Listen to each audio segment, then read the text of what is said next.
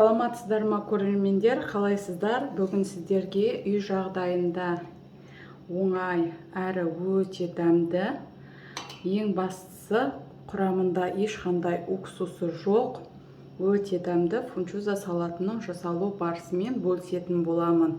Видеоны соңына дейін көру арқылы біле алатын боласыздар. Сіздер де отбасыларыңызға қорықпай осындай керемет фунчуза салатын жасап берсеңіздер болады. Мінекей, құрамында ешқандай уксус жоқ, өте дәмді фунчуза салаты. Фунчузаны жасау үшін бізге қажет болады. Фунчузаға арналған арнайы өзінің лапшасы қажет болады, ет қажет болады, және де ашып тазаланған көкөністеріміз қажет болады. Ең алдымен етімізді майда етіп соломкаға турап шығамыз. Салатта әдемі көрінеді, және де қуырып пісіріп алғанымызда да тез пісетін болады. Сондықтан ұзын соломкаға турап шығамыз.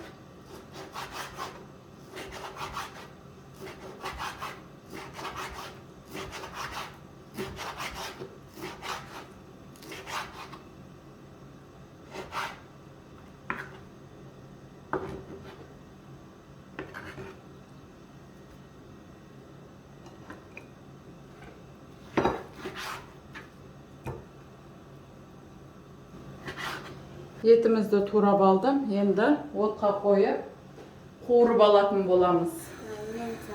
Отты қосып, сковородкамызға, дысымызға керегенше майымызды құйып аламыз.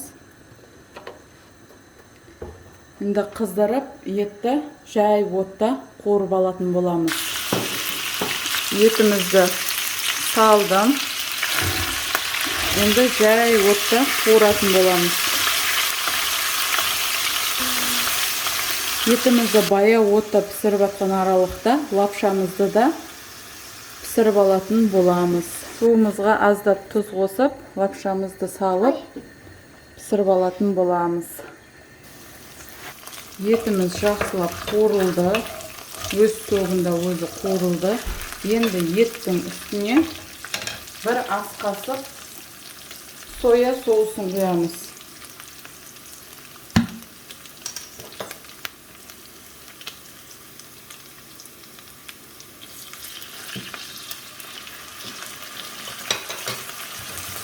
Және де жарты пиязды турап жібердім, майдалап ұсақтап, және де екі тіше сарымсақ чеснокты қосып жатырмын. Жақсылап қуырамыз. Бұл баяу отта қуырылып жатқан аралықта көкөністерімізді ұзынша соломка етіп турап шығатын боламыз. Яғни болгарский, менде екі түрлі болгарский, және де сәбізді теркадан өткізетін боламын. Екі түрлі болгарскийімді және де сәбізді теркадан өткіземін, болгарскийді соломка етіп турап шығатын боламын.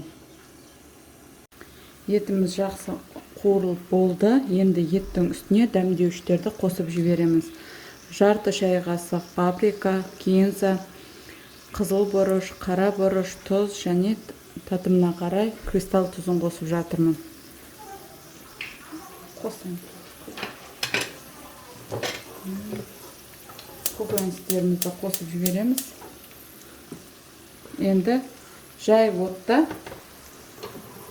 бір-екі араластырып жіберіп ала берсек болады. Уже біздің етіміз дайын болды.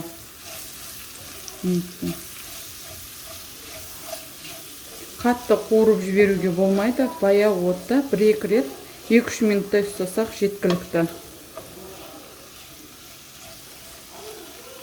Біздің қоспамыз дайын болды. Неке светі де әдемі болып шықты. Және де фунчузасын лапшасында пісіріп дайындап алдым. Енді екеуін біріктіретін боламыз. Неке енді екі қоспамызды бір-біріне біріктіріп жақсылап араластыратын боламыз.